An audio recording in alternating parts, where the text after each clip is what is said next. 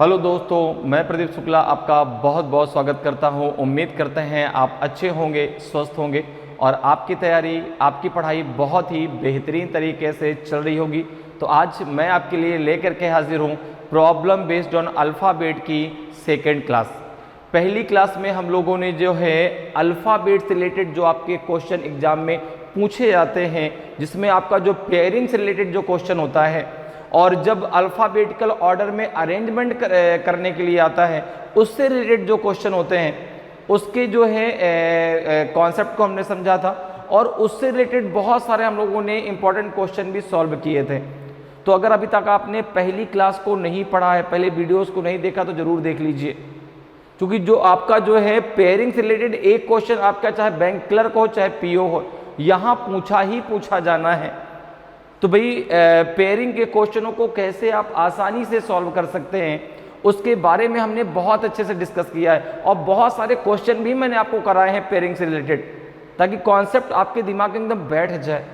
क्योंकि कोई भी कॉन्सेप्ट यदि हमें याद रखना है तो उसका सबसे अच्छा तरीका है कि आप जो है उस कॉन्सेप्ट की प्रैक्टिस बहुत अच्छे से कर लें, तो कॉन्सेप्ट कभी भी आपको भूलता नहीं है।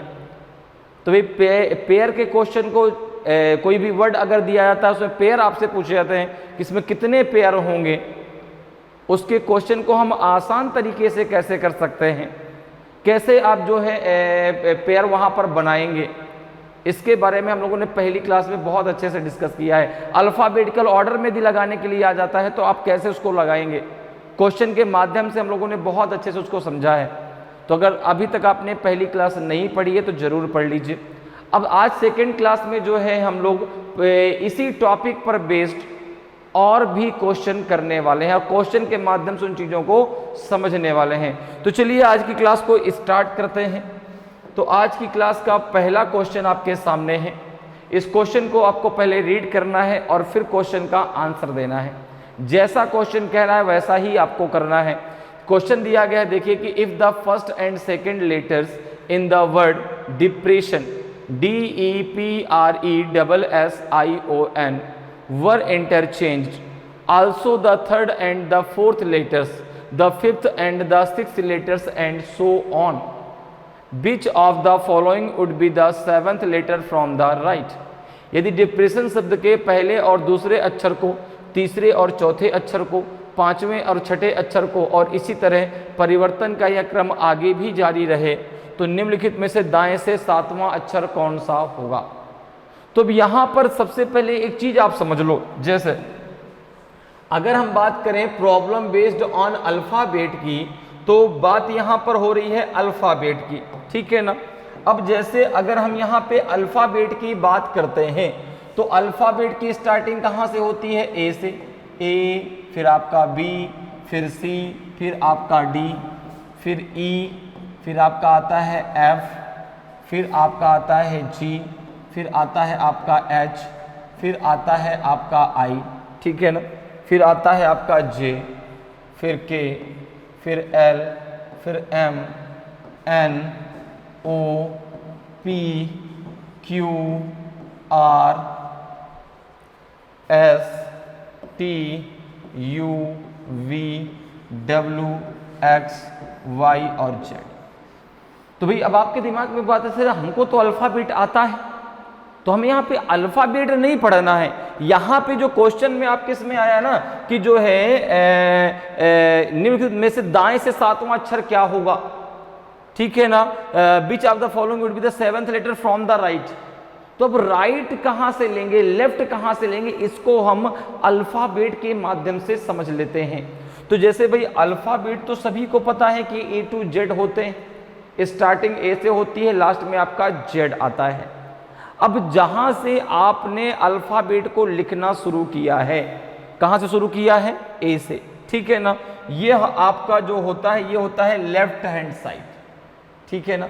इसको हम क्या बोलेंगे? लेफ्ट हैंड साइड या लेफ्ट साइड, ठीक है ना। इसको हम क्या बोलेंगे? Left side.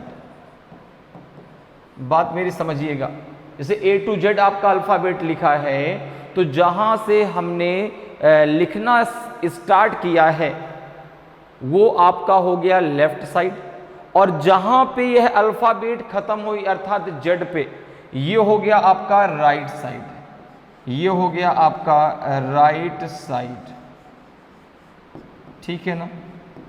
तो इसको हम हिंदी में क्या बोलेंगे, इसको हम बोलेंगे बायां छोर, इसको हम बोलेंगे बायां छोर,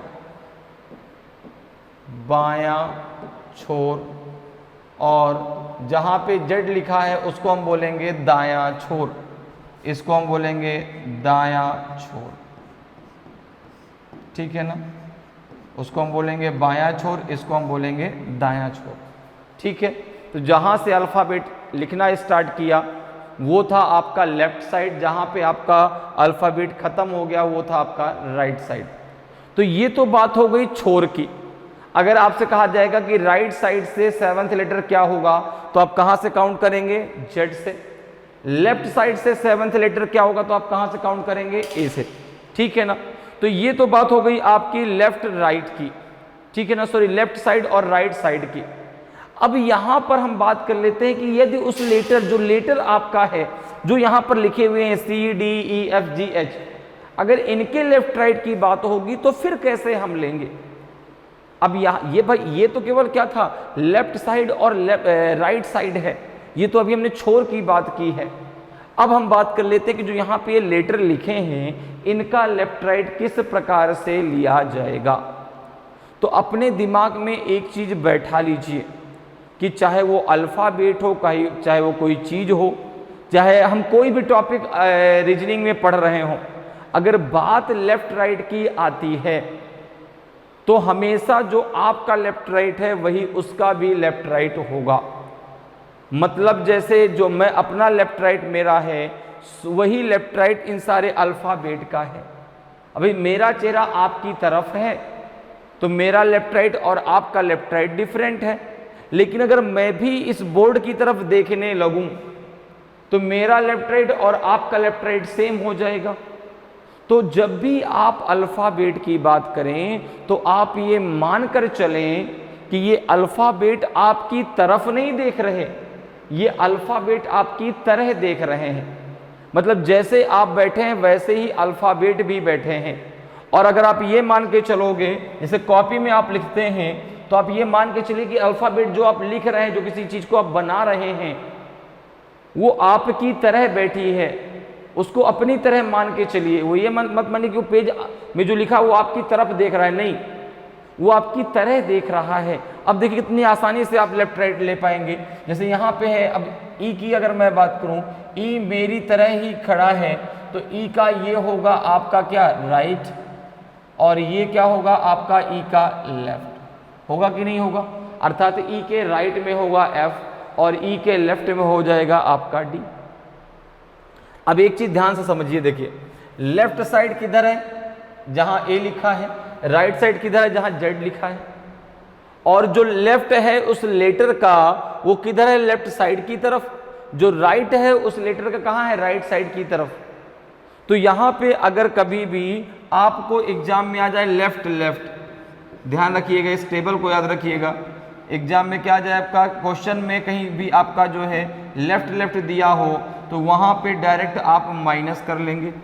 अगर आपका लेफ्ट राइट दिया हो, लेफ्ट से आपको राइट जाना हो तो यहाँ पे आप प्लस कर लेंगे, यहाँ पे आप प्लस कर लेंगे। शुरुआत वाला जो आपका ये लेफ्ट है, शुरुआत वाला जो ये आपका लेफ्ट है, ये इस साइड को जो है प्रेजेंट करता है, ठीक है ना, जो आपका छोर है उसको रिप्रेजेंट करता है। आगे वाला जो लेफ्ट राइट है ये आपके उस लेटर के लेफ्ट राइट को रिप्रेजेंट करता है। क्लियर है। तो अगर लेफ्ट लेफ्ट दिया है क्वेश्चन में तो माइनस होगा, लेफ्ट राइट दिया है तो प्लस होगा। इसी प्रकार से यहाँ पे राइट का याद रखो, अगर राइट राइट दिया है, अगर राइट राइट दिया है क्वेश्चन में तो क्या हो जाएगा, माइनस हो जाएगा, ठीक है ना। अगर राइट राइट दिया है, राइट और राइट दिया है तो ये क्या हो जाएगा, ये हो जाएगा आपका माइनस। अगर राइट लेफ्ट दिया है, अगर राइट लेफ्ट दिया है, राइट लेफ्ट दिया है तो ये हो जाएगा आपका प्लस, ठीक है ना। राइट लेफ्ट दिया तो क्या हो जाएगा आपका प्लस हो जाएगा। क्लियर, इतनी बात क्लियर हो गई। तो तो जहां से हमने अल्फाबेट को लिखना शुरू किया वो था आपका लेफ्ट साइड, जहां पे हमने अल्फाबेट को खत्म किया वो था राइट साइड। जो अल्फाबेट इसमें लिखे हैं उनका लेफ्ट राइट हमारे लेफ्ट राइट के समान होगा। अगर क्वेश्चन में दिया है लेफ्ट लेफ्ट तो माइनस होगा, लेफ्ट राइट तो प्लस होगा, राइट राइट तो माइनस होगा, राइट लेफ्ट आपका प्लस हो जाएगा। इतनी बातें क्लियर हैं। अब आते हैं अपने क्वेश्चन में। देखिए क्वेश्चन जैसा कह रहा है वैसा पहले करते हैं। तो यहां पे आपको एक वर्ड दिया गया है डिप्रेशन, DE, क्या दिया गया आपका DEPRESSION।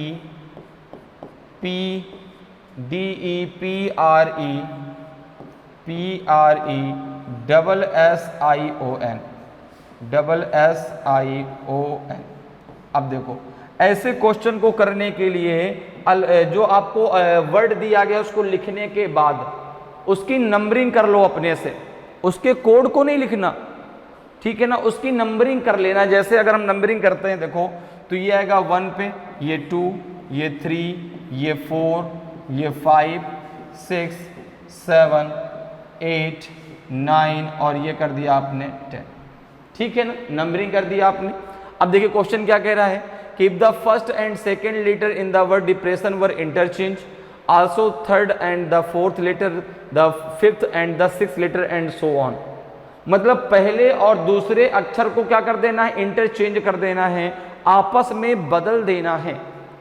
तो भाई देखो जब नंबरिंग आपने कर ली तो ये क्वेश्चन करना आपके लिए बहुत आसान हो गया। देखो बदल दो इसको, तो यहाँ पे जो है D और E जब आपस में बदल जाएंगे तो यहाँ पे आपका E आ जाएगा और यहाँ पे आपका D चला जाएगा। इसी प्रकार से 3, 4 आगे आपस में इंटरचेंज हो जाएंगे तो यहाँ पे आपका R आएगा, यहाँ पे आपका P आएगा।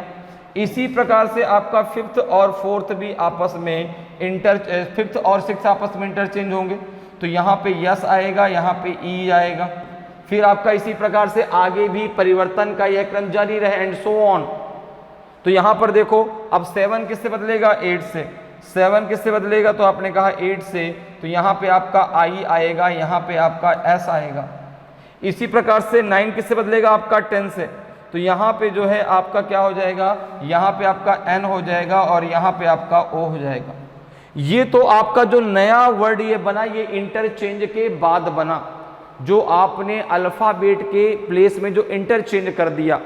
जिस प्रकार से क्वेश्चन कह रहा था उस प्रकार से हमने सारे अल्फाबेट में इंटरचेंज कर दिया।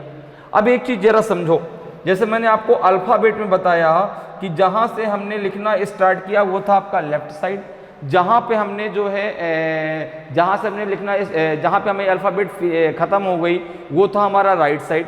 तो यहां पर भी देखो जहां से हमारा ये वर्ड स्टार्ट हुआ ये है हमारा लेफ्ट साइड, ये है हमारा लेफ्ट साइड, और जहां पे ये वर्ड खत्म हुआ अर्थात आपका एन पे और इंटरचेंज के बाद कहें तो ओ पर, तो ये है आपका राइट साइड, ये है आपका राइट साइड, ये है आपका राइट साइड, ठीक है, क्लियर।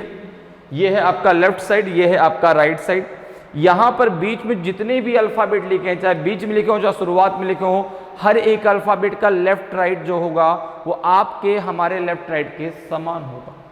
क्लियर है। अब जरा देखो, तो ये तो हो गया आपका जो है ये आपका दिया गया था डिप्रेशन, और ये जो नीचे वाला है ये जो आपका वर्ड नया बना ये इंटरचेंज के बाद बना। अब देखिए क्वेश्चन क्या आपसे पूछ रहा है, so on which of the following would be the 7th letter from the right. अब राइट से 7th लेटर कौन सा होगा ये आपको बताना है। राइट क्या है आपका, जहां पे ओ लिखा है। अब आपको यहां से 7th लेटर काउंट करना है। देखो 1 2 3 4 5 6 7, आंसर क्या हो जाएगा आपका पी हो जाएगा। आंसर क्या हो जाएगा पी, तो नन ऑफ दीज आपका सही आंसर हो जाएगा। क्लियर है। इसका आंसर क्या होगा आपका, तो राइट साइड से 7th लेटर दाएं से जो 7वां अक्षर होगा वो आपका पी होगा, तो ऑप्शन ई आपका सही आंसर हो जाएगा। तो समझ में आया। तो बहुत आसान होते हैं ऐसे क्वेश्चन, जैसा क्वेश्चन कह रहा है वैसा आप करते जाइए और आपका आंसर आ जाएगा। ठीक है, क्लियर है। लेफ्ट साइड और राइट साइड भी क्लियर हो गया। अगर लेटर के लेफ्ट राइट की बात होगी तो वो भी क्लियर हो गया, और आपको टेबल भी क्लियर है। लेफ्ट लेफ्ट अगर आता है तो माइनस, लेफ्ट राइट आता है तो प्लस, राइट राइट आता है तो माइनस, और राइट लेफ्ट आता है तो प्लस हो जाएगा। ठीक है, चल आगे बढ़ते हैं, अगले क्वेश्चन पे आते हैं। सॉरी, ये तो आपका जो है ये आपका हो गया। अगले क्वेश्चन पे चलना ना हम लोगों को, सॉरी ये हो गया, इस पे आना था, ठीक है। सेकंड नंबर क्वेश्चन है। अब देखिए क्वेश्चन क्या कह रहा है कि if the position of the first and the sixth letter in the word distribute are interchange, similarly the position of the second and the seventh, the third and the eighth and so on, which of the following letters will be the fifth from left after interchanging the position. यदि distribute शब्द में पहले और छठे अक्षर के स्थान आपस में बदल दिए जाएं, इसी प्रकार दूसरे और सातवें, तीसरे और आठवें के स्थान और इसी तरह परिवर्तन का यह क्रम आगे भी जारी रहे, तो निम्नलिखित में से कौन सा अक्षर बाएं से पांचवां होगा। देखिए भाई आपको वर्ड दिया गया है क्या, तो आपने कहा डिस्ट्रीब्यूट, DIS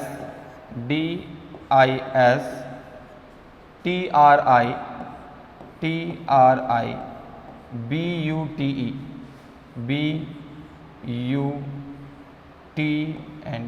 ठीक है। अब देखो इसकी नंबरिंग कर दो।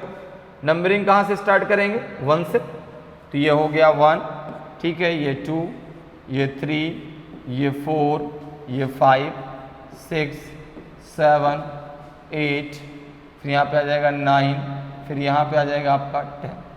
अब देखो क्वेश्चन क्या कह रहा है आगे कि जो पहला आपका लेटर है उसका स्थान किससे बदलना है, 6 से।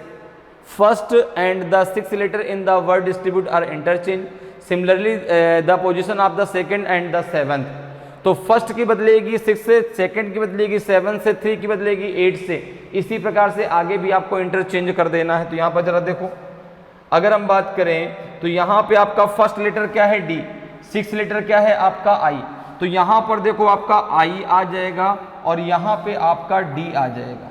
जहाँ पे आपका फर्स्ट लेटर, फर्स्ट किसके साथ इंटरचेंज करेगा, 6 के साथ में, तो यहाँ पर देखो आपका D की जगह क्या आ जाएगा, I, और I की जगह क्या पहुँच जाएगा आपका D। इसी प्रकार से सेकंड किससे बदलेगा आपका, 7 से, तो यहाँ पे आपका आ जाएगा B और यहाँ पे आ जाएगा आपका I। इसी प्रकार से अगर हम बात करें तो थर्ड किससे बदलेगा, 8 से, तो यहाँ पे आ जाएगा आपका U, यहाँ पे आ जाएगा आपका S, और यह क्रम आगे भी जारी रहे, यह क्रम परिवर्तन का आगे भी जारी रहे, तो फिर 4 किससे बदलेगा आपका, 9 से, तो यहाँ पे आ जाएगा आपका जो है T। अब देखो दोनों T हैं तो कोई दिक्कत नहीं है, यहाँ भी T और यहाँ भी T। इसके बाद आपका 5 किससे बदलेगा, तो 5 बदलेगा 10 से, तो यहाँ पे आ जाएगा आपका E और यहाँ पे आ जाएगा आपका R। क्लियर है। तो ये हो गया इंटरचेंज, सबका हमने जो है स्थान क्या कर दिया, आपस में इंटरचेंज कर दिया। अब देखो इंटरचेंज के बाद हमें बताना है कि कौन सा लेटर जो है लेफ्ट से फिफ्थ लेटर होगा, फिफ्थ फ्रॉम लेफ्ट, ठीक है ना। तो आपको पता है कि जहां से हमने वर्ड को लिखा है ये आपका लेफ्ट साइड है, ठीक है, और जहां पे वर्ड खत्म हो गया ये आपका राइट साइड है, ये आपका राइट साइड है। और हमें बताना है लेफ्ट से फिफ्थ लेटर, देखो जरा कौन सा होगा भाई, तो आपने कहा first, second, third, fourth, fifth, answer क्या हो जाएगा आपका E, तो यहाँ पे ऑप्शन A आपका सही आंसर हो जाएगा, ठीक है ना। ऑप्शन A आपका जो है सही आंसर हो जाएगा। इंटरचेंज के बाद लेफ्ट से फिफ्थ लेटर होगा वो आपका E होगा, तो ऑप्शन A आपका सही आंसर होगा। नेक्स्ट क्वेश्चन पे आते हैं, देखिए थर्ड नंबर का क्वेश्चन है आपका कि the position of the first and the eighth letter in the word workings are interchange, similarly the position of the second and the seventh letters are interchange and the position of the third letter and the six letters are interchange and the position of the remaining two letters are interchange with each other, तो which of the following will be the third letter to the left of are after rearrangement. Working शब्द में पहले और आठवें अक्षर की स्थिति आपस में बदल दी गई है, इसी प्रकार दूसरे और सातवें अक्षर के स्थान को आपस में बदल दिया जाता है, और तीसरे अक्षर और छठे अक्षर के स्थान को आपस में बदल दिया जाता है, और शेष दो अक्षरों के स्थान को एक दूसरे के साथ बदल दिया जाता है।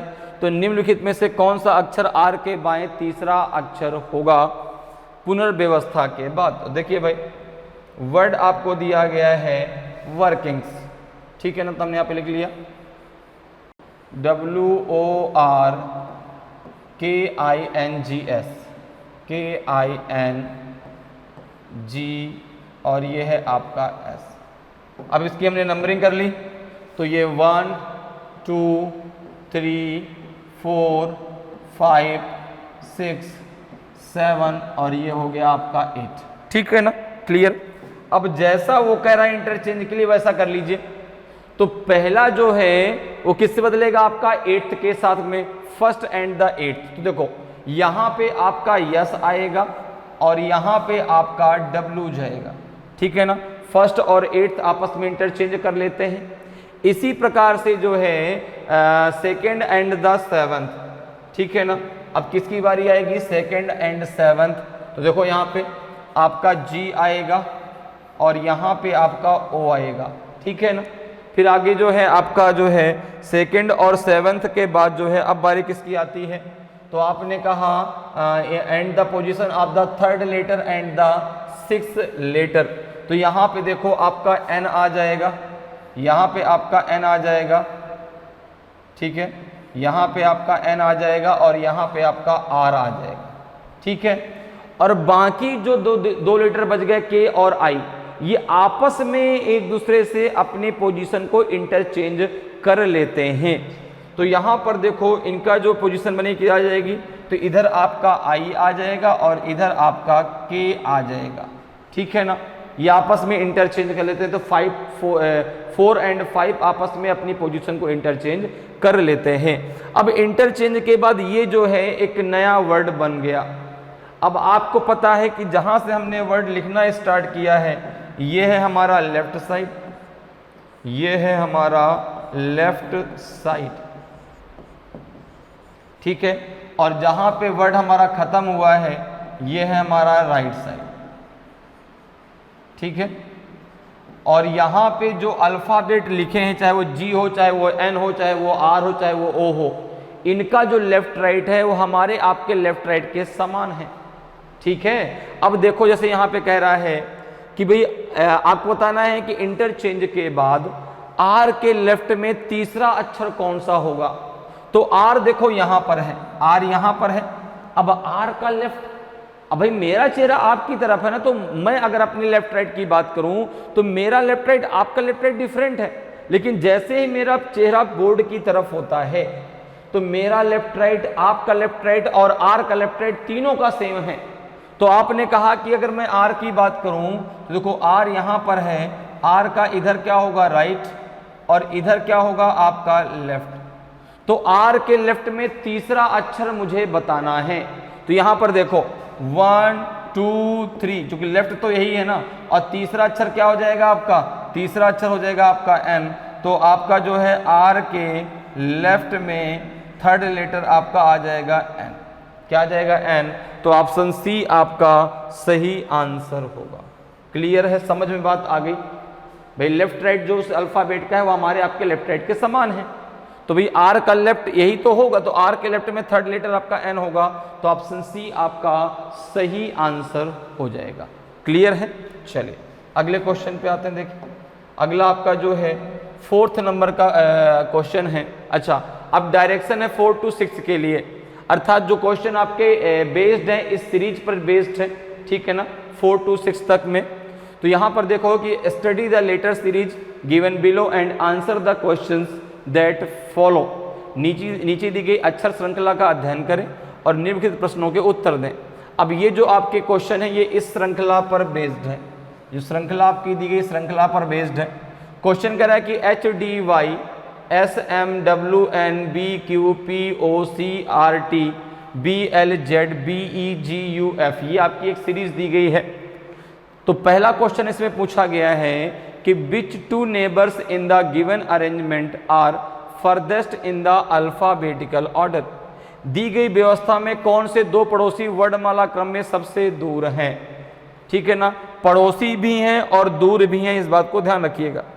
अब देखो यहाँ पे पहला ऑप्शन दिया गया है यू एफ, पहला ऑप्शन कौन सा दिया गया है, यू और एफ का, एफ दिया गया है।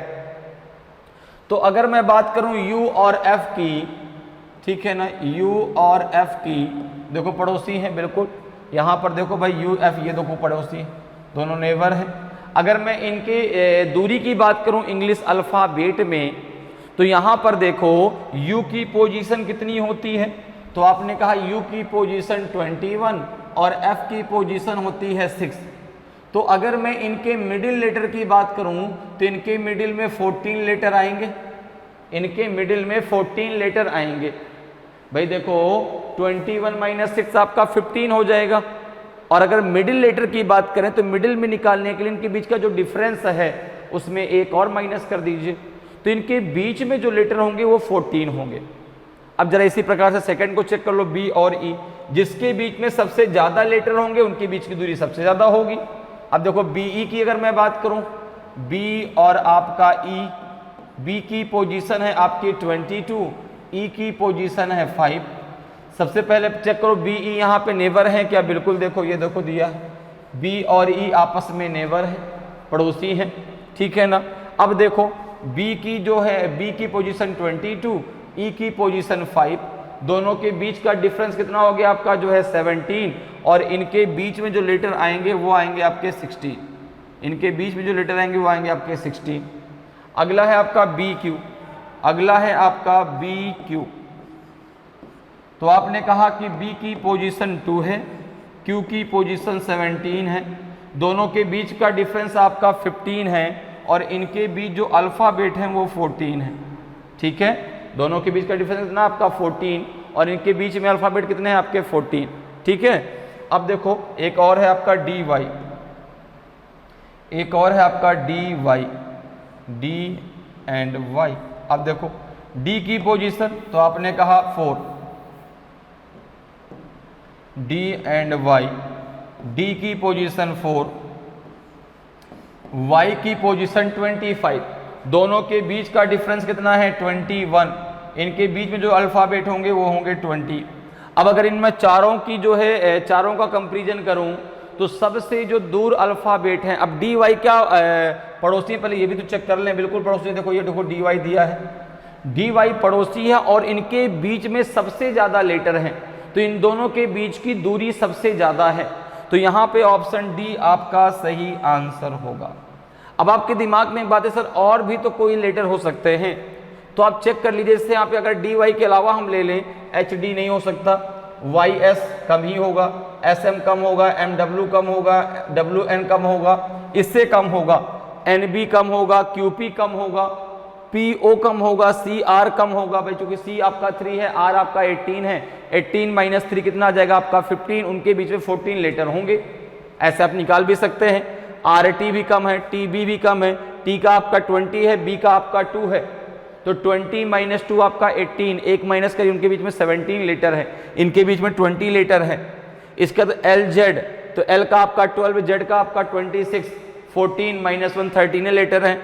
बी ई, बी तो आपने चेक कर लिया, ई जी तो हो ही नहीं सकता, जी यू नहीं हो, जी यू आपने चेक कर लिया, जी यू है कि नहीं है, नहीं, जरा इसको चेक कर लो। देखो भाई यू का 21, जी का 7, तो 21 माइनस 7 आपका 14, 14 माइनस 1 13, तो वो भी नहीं होगा, जी एफ भी, यू एफ भी नहीं होगा, तो आंसर आपका डी ही होगा।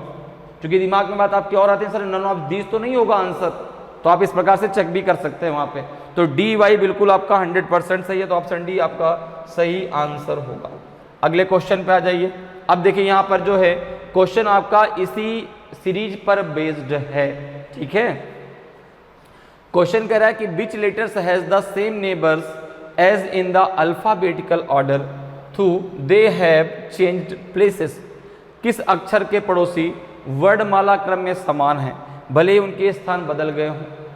तो यहां पर आपका कौन सा ऐसा अल्फाबेट है जिसके पड़ोसी जो वर्णमाला में होते हैं, जो इंग्लिश अल्फाबेट में होते हैं, वही पड़ोसी यहां पर भी हैं उसके, भले उनका क्रम कुछ भी हो, ठीक है ना। तो जरा देखो भाई ऑप्शन में पी दिया है, देखो पी यहां पर, पी देखो, पी के पड़ोसी क्यू और आपके ओ हैं, पी के पड़ोसी क्यू और ओ हैं, तो आपने कहा कि भाई पी के पड़ोसी क्यू और ओ होते हैं, ठीक है ना। हाँ, ये बात अलग है कि पहले ओ होता है बाद में क्यू होता है।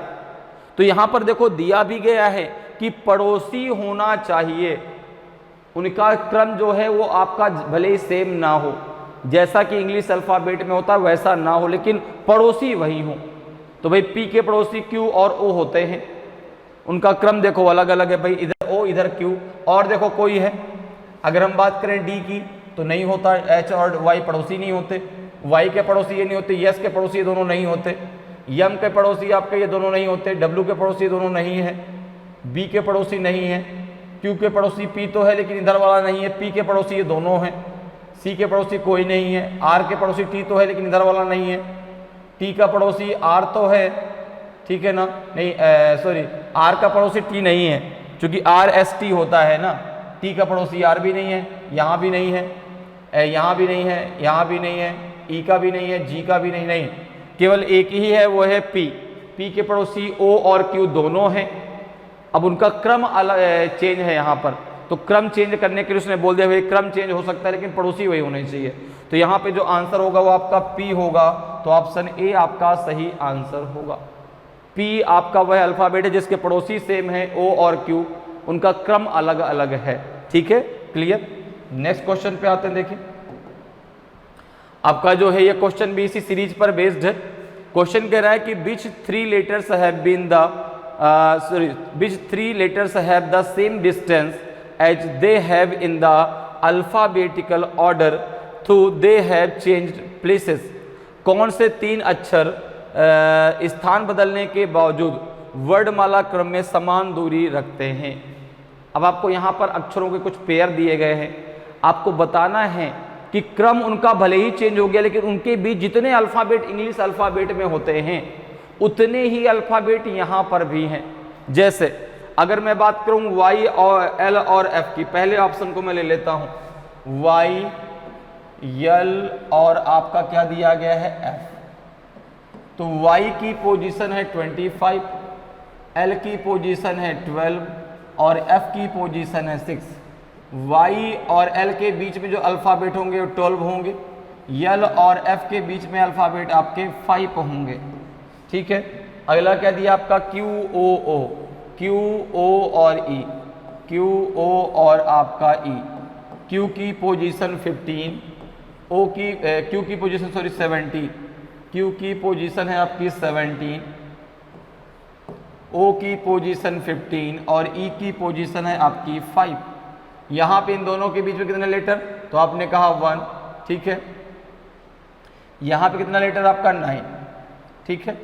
इसी प्रकार से अगर हम बात करें H M P, H M और आपका पी, तो एच की पोजीशन कितनी होती है आपकी 8, एम की पोजीशन 13, पी की पोजीशन 16। इन दोनों के बीच में आपके 4 लेटर होंगे, इन दोनों के बीच में आपके 2 लेटर होंगे। ठीक है, N Q Z, N Q और आपका हो जाएगा जेड। ठीक है, तो एन की पोजीशन कितनी है आपकी 14, क्यू की पोजीशन 17, जेड की आपकी 26। इन दोनों के बीच में आपका कितना हो जाएगा 2 लेटर्स होंगे। ठीक है ना, और यहाँ पे जो है कितने लेटर्स होंगे, तो आपने कहा 8 लेटर होंगे। ठीक है, अब देखो जितने लेटर इनके यहाँ पर हैं बीच में, ये इंग्लिश अल्फ़ाबेट के अनुसार मैंने बताया है, ये जो मैंने आपको बताया इंग्लिश अल्फ़ाबेट के अनुसार बताया, ये इनकी पोजीशन होती है इंग्लिश अल्फ़ाबेट में। अब उतने ही लेटर यहाँ पर भी उनके बीच होने चाहिए।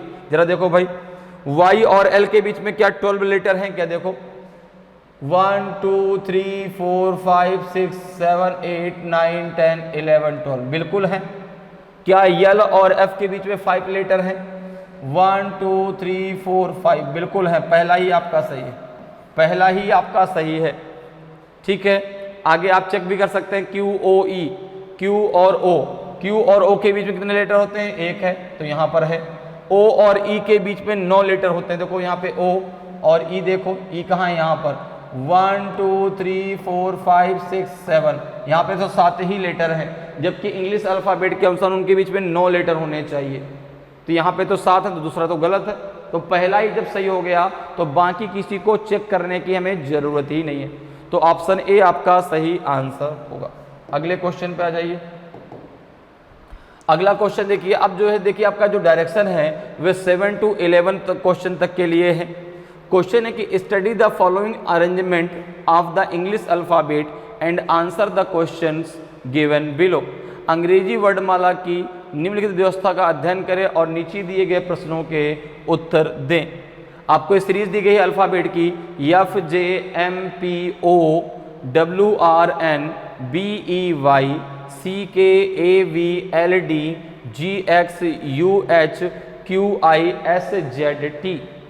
अब क्वेश्चन आपसे पूछा गया इसमें आपका कि which letter is 10th to the right of the letter which is exactly the middle letter between F and D। कौन सा अक्षर उस अक्षर के दाईं ओर सातवां है जो F और D के ठीक बीच का अक्षर है। तो अब एक चीज आप दिमाग में बैठा लीजिए, चाहे अल्फाबेट दिए गए हो, चाहे कोई वर्ड दिया गया हो, चाहे अल्फाबेट की कोई भी सीरीज दी गई हो, चाहे नंबर की कोई सीरीज दी गई हो, उसका जो लेफ्ट साइड है वो कहां से होगा, जहां से आपने उस सीरीज को लिखना स्टार्ट किया। राइट साइड कहां होगा, जहां पे वो सीरीज खत्म हो गई। और उस सीरीज में जो लेटर दिए गए उनका लेफ्ट राइट हमारे आपके लेफ्ट राइट के समान होगा, ठीक है ना। मेरी भी लेफ्ट राइट के समान होगा कब, जब मैं उसकी तरफ देखूंगा, ठीक है। जब मेरा चेहरा ऐसे हो गया आपकी तरह, ठीक है, मैं भी उसी की तरह देख रहा हूं, क्योंकि मैंने ये माना है कि जो अल्फाबेट यहाँ पे लिखे हैं वो मेरी तरह ही बैठे हैं, ठीक है। तो उनका लेफ्ट राइट और मेरा लेफ्ट राइट आपका समान होगा। अब देखो यहाँ पर तो क्या कह रहा है कि कौन सा अक्षर उस अक्षर के दाईं ओर 10वां है जो F और D के ठीक मिडिल में है। तो भाई देखो F और D के ठीक मिडिल में है कौन सा लेटर, तो आपने कहा कि यहाँ पे अगर हम देखें तो F ये है, ठीक है ना, और D कहाँ है, जरा देखो भाई, F आपका यहाँ पर है, D आपका यहाँ पर है। D और F के मिडिल में कौन आएगा, जरा देख लो, दोनों तरफ बराबर संख्या में डिवाइड कर दो, जो बचेगा मिडिल में, जिसका जो ग्रुप में नहीं जाएगा वो मिडिल में होगा। 1 2 3 4 5 6, इधर 6 काउंट कर लो, 1 2 3 4 5 6, यहाँ पे 7, यहाँ पे 7, अब बचा आपका B, मिडिल में कौन आ गया, आपका B आ गया। आप टोटल काउंट करके डिवाइड कर दो, जो बचता आपका बीच में आ जाता उससे भी, तो बीच में आपका हो गया, आपका जो है क्या B हो गया। अब देखो आपको बताना है कि B के दाईं ओर, B के राइट में 10th लेटर कौन सा है। तो अब यहां पर बात आती है कि सर B का लेफ्ट राइट कैसे लेंगे, तो B का लेफ्ट राइट वही होगा जो हमारा और आपका लेफ्ट राइट है। तो यहां पर देखो B का लेफ्ट और राइट क्या होगा, तो ये होगा B का राइट और ये होगा B का लेफ्ट। जहां पे F लिखा है ये आपका लेफ्ट साइड है, जहां पे T लिखा है ये आपका राइट साइड है। तो हमको B के राइट में 10वां अक्षर बताना, जरा काउंट कर लो भाई, जरा काउंट करो कौन सा होगा। तो आपने कहा 1 2 3 4 5 6 7 8 9 10, सही काउंट किया ना, देखो 1 2 3 4 5 6 7 8 9 10, आंसर हो जाएगा X, आंसर हो जाएगा X। तो नवादीज आपका सही आंसर होगा, आंसर हो जाएगा आपका X। तो आपको एक भी पेन कॉपी चलाने की जरूरत नहीं पड़ती ऐसे क्वेश्चन को करने में, बस कॉन्सेप्ट क्लियर होना चाहिए करना कैसे है। तो भाई F और D के ठीक बीच में कौन हो गया, आपका B, और B के राइट में आपका 10th लेटर क्या होगा, आपका X। तो ऑप्शन E आपका सही आंसर होगा, नन ऑफ दीज आपका सही आंसर हो जाएगा। अगले क्वेश्चन पे आइए देखिए, अगला क्वेश्चन कह रहा है कि four of the following 5 are alike in a certain way based on their position in the above arrangement and hence form a group which one does not belong to that group। उपरोक्त व्यवस्था में अपनी स्थिति के आधार पर निम्नलिखित 5 में से 4 एक निश्चित तरीके से समान हैं और इसलिए एक समूह बनाते हैं, कौन सा उस समूह से संबंधित नहीं है। अब यहाँ पे देखो आपको 5 ऑप्शन दिए गए हैं। अब इस सीरीज में जिस प्रकार से इनको रखा गया है उस आधार पे, अपनी पोजीशन के आधार पे इन 5 में से 4 किसी प्रकार से समान हैं और जो समान है तो अपना एक ग्रुप बनाते हैं, और एक ऐसा है जो उनके इस कह सकते हैं पोजीशन के सीरीज को फॉलो नहीं करता, वो आपको बताना है इनमें से कौन सा है। जैसे अब यहाँ पे देखो HXI लिया गया, सबसे पहले क्या है आपका H, फिर आपका X और फिर आपका I। जरा यहाँ पे चेक कर लो भाई, H, X और I को जरा चेक करो।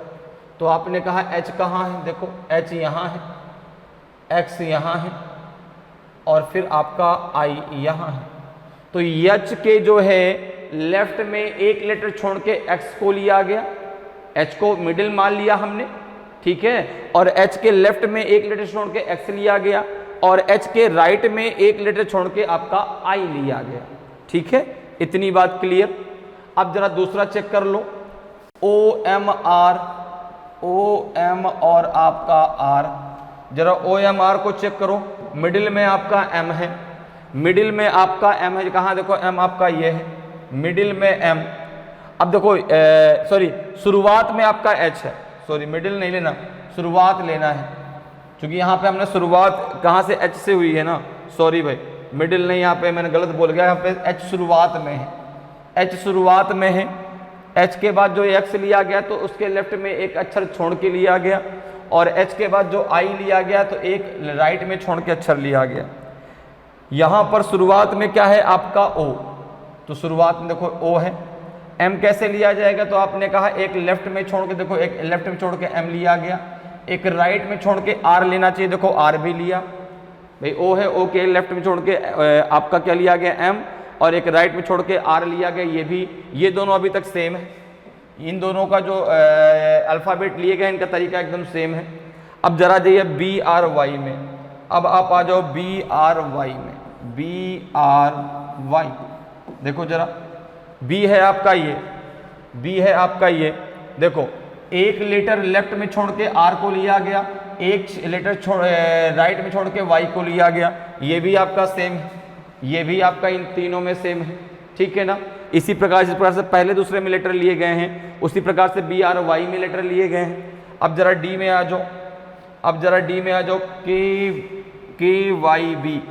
KYB की जरा बात कर लो, देखो K कहाँ है भाई, K ये है, K है, तो अब देखो एक लेटर छोड़ के Y लिया गया लेफ्ट में और राइट में एक लेटर छोड़ के V लिया गया, तो KYB ये भी आपका इन दोनों में सेम है। अब जरा E पे आ जाओ, आपका ECN है,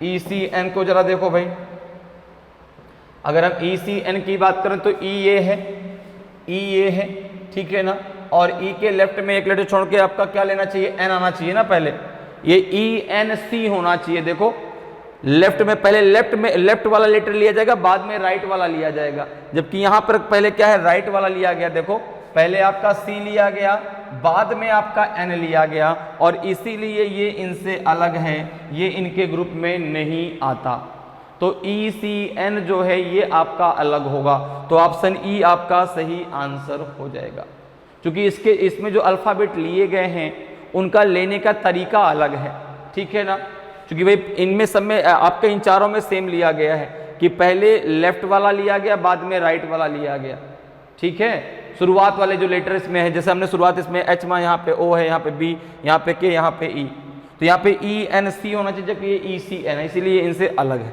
तो ऑप्शन E आपका सही आंसर हो जाएगा। अगले क्वेश्चन पे आ जाइए, देखिए अगला क्वेश्चन भी इसी सीरीज पर बेस्ड है कि भाई आपसे पूछा गया है कि FMJ का जो रिलेशन है वो TSZ से है, तो in the same way as JMP का रिलेशन किससे होगा। तो जरा देखिए भाई इन दोनों के बीच रिलेशन किस प्रकार से यहाँ पे इनको लिया गया। तो आपने कहा यहाँ पे है आपका FMJ, FM और J, इसका रिलेशन किससे है, TSZ से, तो FMJ, F फिर आपका M फिर आपका J, इसका लिया गया यहाँ TSZ, T फिर S और फिर आपका Z, ठीक है ना। मतलब इन दोनों के जो मिडिल में आपका लेटर आता है, जैसे यहाँ पे देखो J, F और M के बीच में J आता है, तो J मिडिल वाला आपका लास्ट में जाएगा, ठीक है ना। इस लेटर के लास्ट में देखो S और T के बीच में Z आता है, Z आपका लास्ट में जाएगा।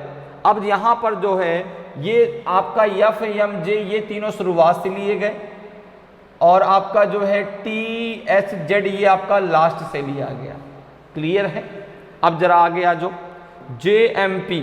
JMP का रिलेशन आपको बताना है, JMP का रिलेशन किससे होगा। तो आपने कहा JMP है कहाँ पर, देखो जरा JMP, अब देखो J और आपका M और P, ठीक है, JMP लगातार लिए गए, JMP लगातार लिए गए, तो यहाँ पे जो लिया जाए, अब ये एक छोड़ के लिया गया, F को छोड़ दिया गया, F को छोड़ दिया गया और JMP को लगातार ले लिया गया, तो T को छोड़ दिया जाएगा, ZSI को ले लिया जाएगा, तो यहाँ पे ZSI हो जाएगा, ZSI हो जाएगा। तो ऑप्शन बी आपका सही आंसर होगा। क्लियर है भाई? देखो जो आपका यहाँ पे FMJ जो लिया गया, उसका जो रिलेशन TSZ से, जिस प्रकार से FMJ लिया गया उसी प्रकार से TSZ लिया गया, तो जिस प्रकार से JMP लिया गया उस प्रकार से हम क्या ले लेंगे, ZSI ले लेंगे। तो ऑप्शन जो है आपका बी बिल्कुल सही आंसर।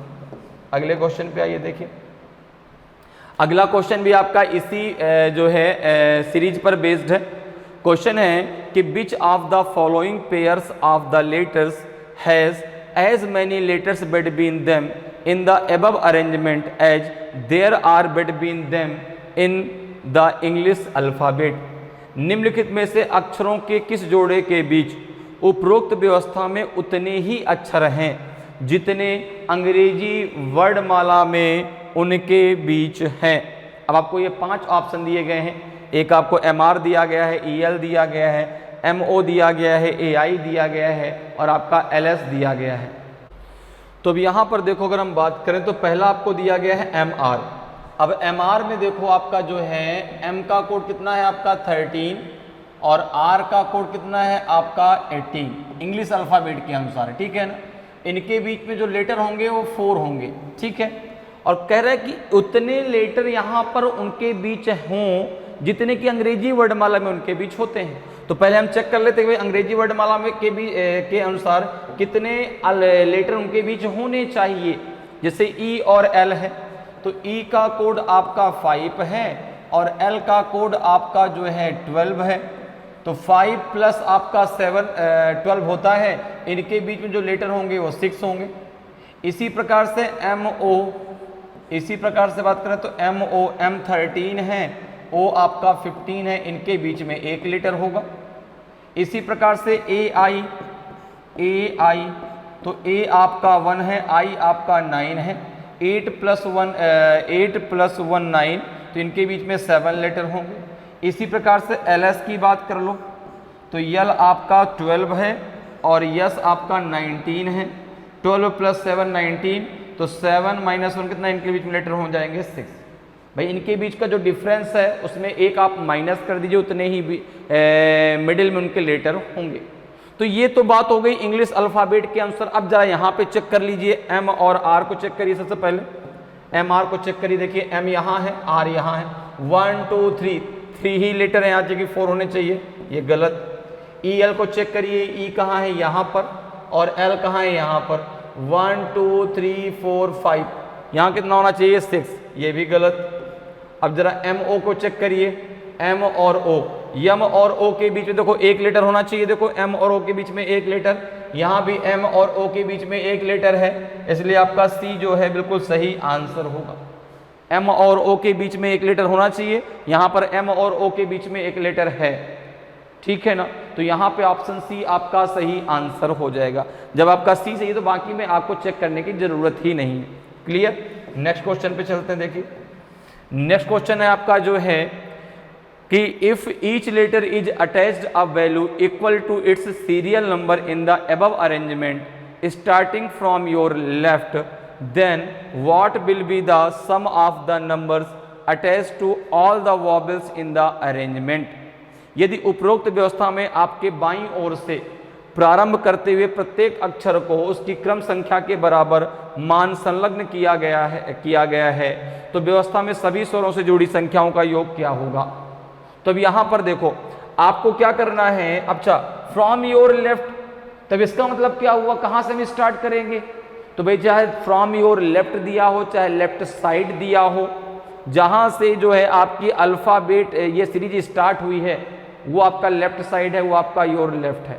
योर राइट अगर दिया तो कहाँ से स्टार्ट करते हैं, टी से, लेकिन योर लेफ्ट है तो कहाँ से स्टार्ट करेंगे, एफ से। अब देखो यहाँ पे इसको हम लिख लेते हैं एफ, फिर आपका है जे, फिर आपका है एम, पी, फिर आपका है O, W R N, W R, फिर है आपका एन, फिर है आपका बी, बी ई, फिर है आपका वाई, बी ई वाई, ठीक है, सी के ए, सी के ए, ठीक, सी के ए के बाद क्या है आपका बी एल डी, वी, फिर है आपका एल, फिर है आपका डी, वी एल डी के बाद फिर क्या है आपका G X U, G, G X और फिर आपका यू, ठीक है, और लास्ट में क्या है आपका H Q I, H Q और आपका आई, और लास्ट में आपका एस जेड और टी। ये तो हमने लिख लिया अल्फाबेट, ठीक है। स्टार्टिंग कहाँ से है आपका, तो एफ से।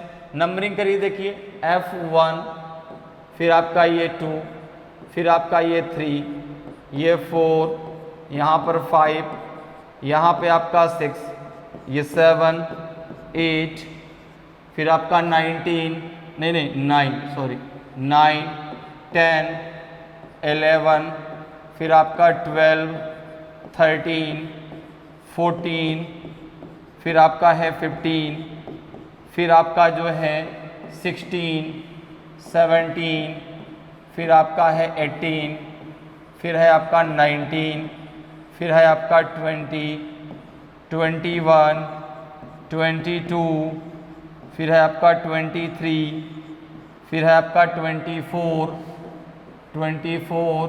25 एंड 26, ठीक है। ये नंबरिंग आपने कर दी।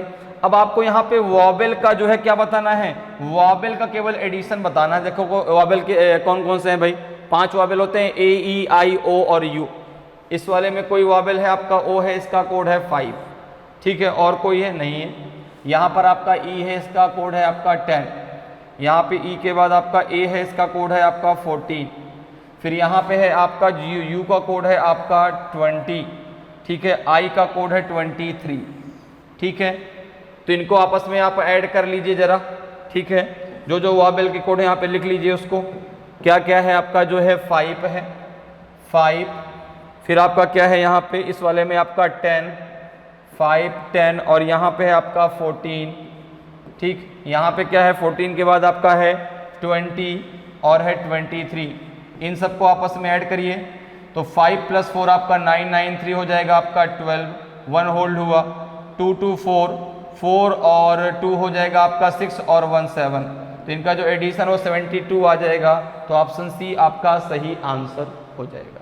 क्लियर, समझ में बात आ गई भाई। यहाँ से जहाँ से आपकी सीरीज स्टार्ट हुई है अल्फ़ाबेट की, वहाँ से आपको नंबरिंग करना था, तो हमने नंबरिंग वहाँ से स्टार्ट कर दिया और लास्ट तक नंबरिंग करने के बाद जो आपके कौन है वॉवेल हैं, केवल उन्हीं का एडिशन हमें बताना था। सभी स्वरों से जुड़ी संख्याओं का योग क्या होगा।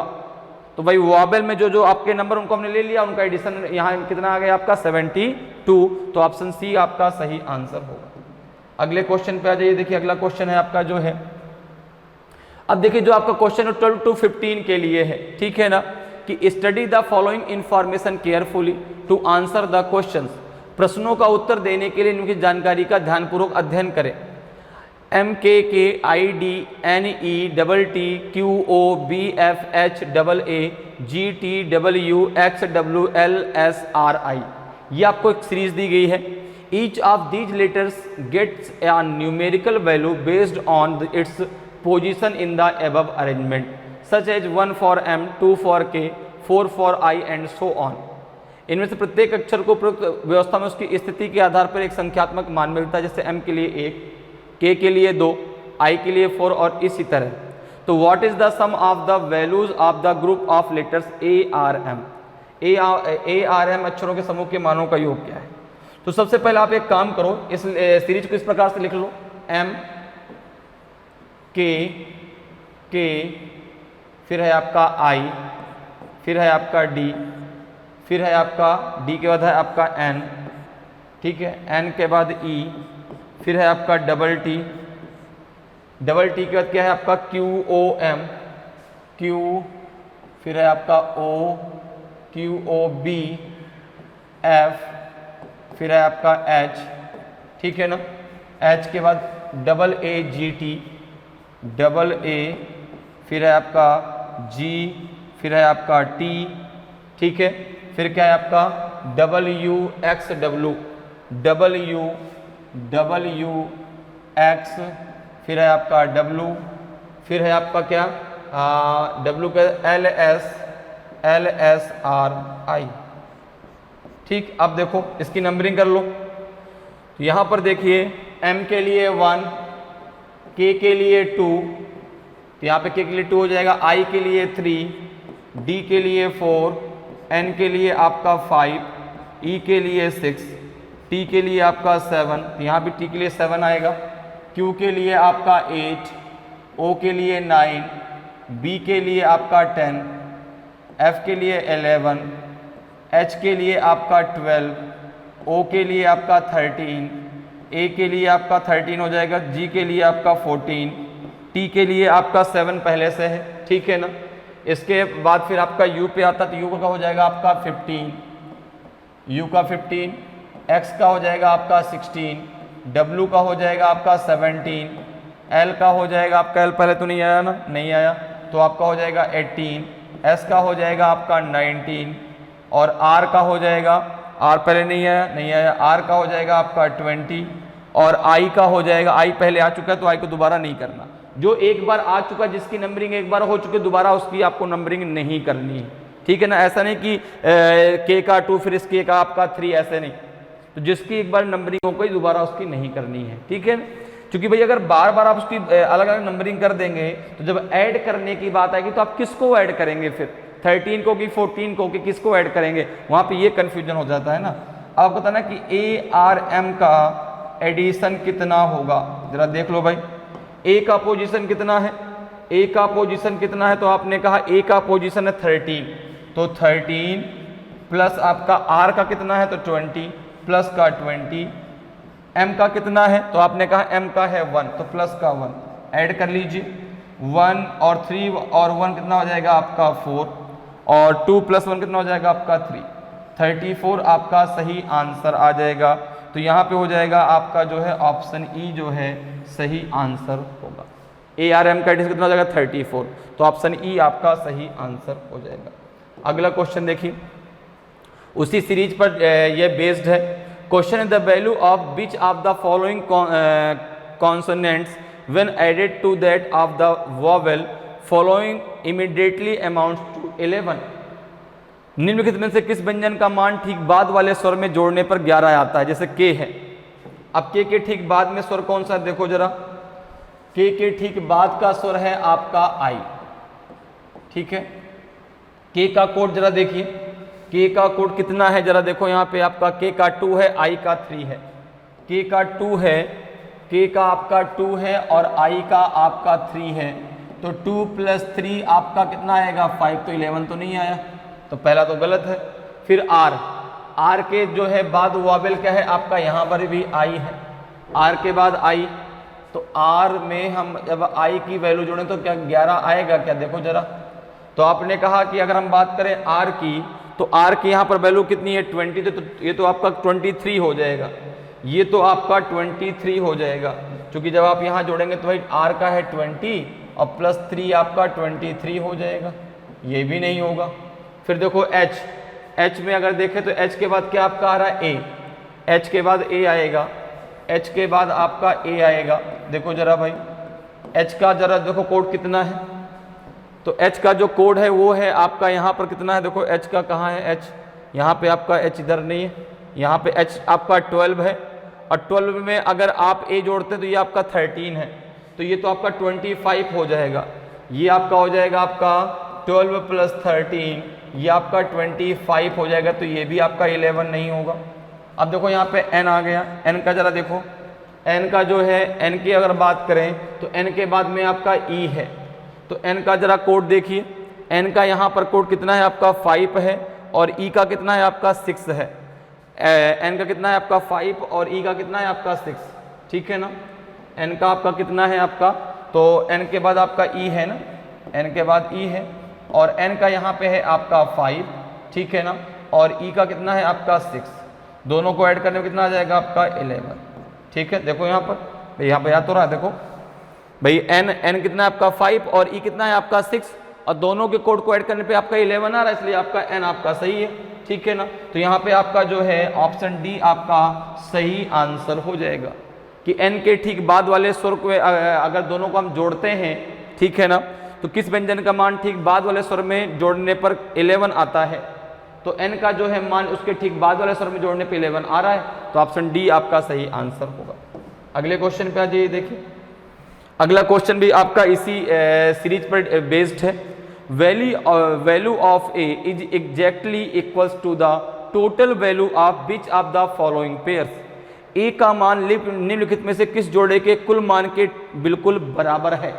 तो ए का मान है कितना, ए का मान है कितना, तो आपने कहा ए का मान है 13, ए का मान है आपका 13, ए की जो वैल्यू है, ए का जो मान है, ए का जो मान है वो है आपका 13। अच्छा, अब सबसे पहले डी ओ जोड़ लो, डी और ओ को जरा ऐड करिए। तो आपने कहा कि डी की वैल्यू कितनी है, जरा देखो भाई डी की वैल्यू कितनी है। तो आपने कहा डी की वैल्यू आपकी 4 है, ओ की वैल्यू आपकी 9 है। डी की वैल्यू 4 है, डी की वैल्यू आपकी 4 है और ओ की वैल्यू आपकी 9 है। ऐड करने पे आपका 13 आ रहा है, तो आपका ए तो सही है। अब जरा क्यू ई ले लो, क्यू और ई ले लो, क्यू ई देखो, क्यू ई का जोड़ने पे क्या आपका जो है 13 आ रहा है क्या, जरा क्यू ई देखो। आपने कहा क्यू कितना है आपका 8, क्यू आपका 8 है और ई आपका 6 है, ठीक है ना, क्यू और ई है ना। तो क्यू आपका 8 है, क्यू आपका 8 है और क्यू 8 है, ई आपका 6 है, तो ये तो 14 आ रहा है। तो भाई ये तो गलत है आपका बी, ए आपका ठीक है। अब देखो जरा सी को चेक कर लो, एम एच, जरा एम और एच को भी चेक कर लो भाई, एम एच की क्या कहानी है। तो आपने कहा कि अगर एम एच की बात करें तो एम की वैल्यू कितनी है 1 और एच का कितना है, एच का है आपका 12, तो ये भी 13 हो जाएगा। देखो 1 प्लस आपका 12, ये भी 13 हो जाएगा। तो देखो ये भी ए के वैल्यू के बराबर है, तो यहाँ पे आपका डी ओ और एम एच ये दोनों सही हैं, तो बोथ ए एंड सी, तो नन ऑफ दी जिसका भी सही आंसर होगा, क्योंकि यहाँ पे जो है आपका ए और सी दोनों का है, ए का भी और सी का भी, तो ऑप्शन ई आपका सही आंसर होगा। अगले क्वेश्चन पे आ जाइए, ये लास्ट क्वेश्चन है आज की क्लास का। क्वेश्चन है कि the sum of the values of O B is exactly equals to which of the following. O B के मानों का योग निम्नलिखित में से किसके बिल्कुल बराबर है। तो जरा यहाँ पे देख लो भाई, ओ बी आपको लेना है, तो ओ बी में जरा देखो, ओ का कोड है आपका 9 और बी का कोड है आपका जो है 10, ठीक है ना। और अगर आप देखें इन दोनों को अगर आप ऐड करते हैं तो देखो ये 19 आएगा, 19 किसका है, एस का। तो ओ और बी के मानों को यदि हम जोड़ते हैं, ओ और बी के मानों को यदि हम जोड़ते हैं, तो ओ और बी के मानों को यदि हम जोड़ते हैं तो ओ का मान है 9 और बी का मान है आपका 10, और जोड़ने पे इन दोनों को आपका आ रहा है कितना, ये आ रहा है आपका 19, और 19 किसका मान है आपका एस, 19 किसका मान है एस का। क्लियर है, एक बार और समझ लीजिए। देखिए ओ बी के मानों को जोड़ना है, तो यहाँ पे देखो अगर आप देखें तो ओ का मान कितना है आपका 9, बी का मान है आपका 10, 10 और 9 ऐड करने पे आपका 19 आ जाएगा, 19 किसका मान है आपका एस का। तो ओ बी के जो मानों का योग है वो यस के मान के बराबर है, वो यस के मान के बराबर है, तो नन ऑफ दीज आपका सही आंसर होगा। किसके बराबर है, एस के मान के बराबर है, तो नन ऑफ दीज आपका सही आंसर हो जाएगा। तो इस प्रकार से जो है अल्फाबेट पर बेस्ड क्वेश्चनों को आप आसानी से सॉल्व कर सकते हैं, जो इस प्रकार से सीरीज पर बेस्ड क्वेश्चन आते हैं। बहुत आसान होते हैं, जैसा आपसे कहा जा रहा है वैसा आप करिए और आसानी से आप आंसर निकाल पाएंगे। तो उम्मीद करते हैं कि आज की क्लास आपको बहुत अच्छे से समझ में आई होगी। सारे जो हम लोगों ने क्वेश्चन सॉल्व किए वो क्वेश्चन सारे बहुत अच्छे से आपको क्लियर हुए होंगे। तो अगर आज की क्लास आपको अच्छी लगी हो, आज का वीडियो आपको अच्छा लगा हो और अभी तक आपने वीडियो को लाइक नहीं किया तो वीडियो को लाइक ज़रूर करें। अगर आप नए हैं और अभी तक आपने चैनल को सब्सक्राइब नहीं किया तो चैनल को सब्सक्राइब जरूर कर लें, ताकि आपको क्लास की जानकारी समय समय पर मिलती रहे और आपकी तैयारी बेहतरीन तरीके से चलती रहे। तो आज इतना ही, फिर मिलेंगे। जय हिंद, जय भारत।